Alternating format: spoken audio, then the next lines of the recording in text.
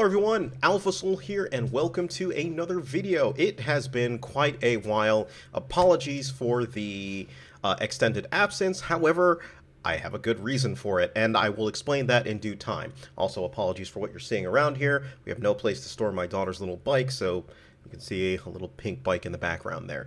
Either way, so yes, this video is due to the fact that Steven, the Intrepid Studios creative director, has graciously lifted the NDA, or at least the verbal NDA, off of Ashes of Creation. Now, we still can't show you video, so can't show you any video of what's going around and what specifically we saw and what specifically we experienced. However, I can give you my experience and take of what happened. Now, that verbal NDA is really the reason why I'm finally back here with another video, only because I got to a point where I had been through and done so many tests and the NDA still hadn't been lifted that my knowledge of what was the difference between what the public knew versus what I had tested at this point was really garbled up. So I actually stopped even answering questions just because I wasn't sure specifically what the public was aware of that had changed within the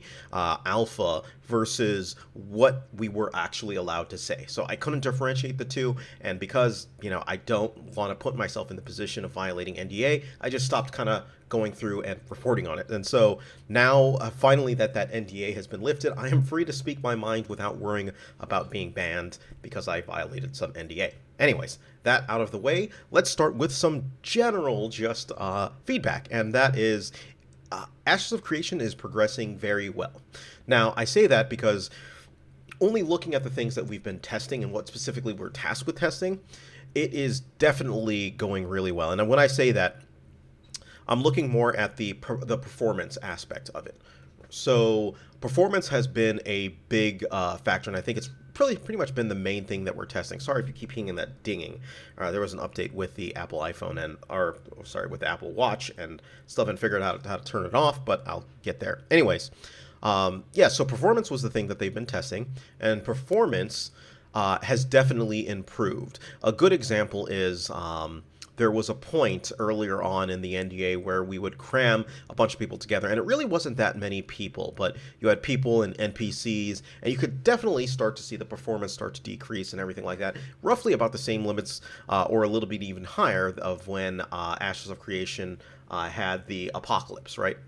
But now that number seems to have gone up drastically, right? So a lot of the tests that we've done have featured easily, I would say, 300 plus on the same screen, or maybe 400-ish that are kind of running around. I don't have an exact count, but a lot of people anyways running up to mobs, all using skills, all going through, and I'm able to go through and still go through without much rubber banding. Now, once it hits a number, and I don't know what that number is, unfortunately, I'll see if I can go through my notes and figure out what that one is, but once it hits a certain number is once you start to see some of the rubber banding and the lag start to come into it. So, yeah, so the performance-wise, I definitely think that it is getting much better.